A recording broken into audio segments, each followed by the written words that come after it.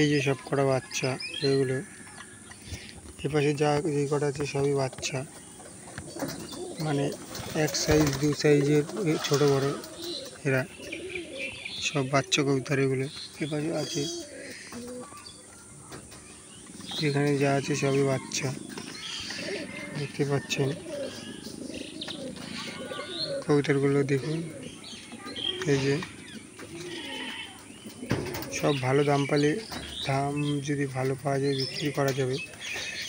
এই যে সব ফ্যাসা কবুতরের বাচ্চা, এই যে আছে,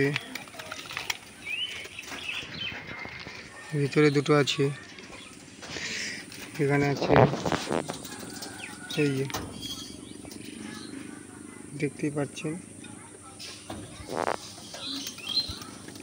এই যে একটা,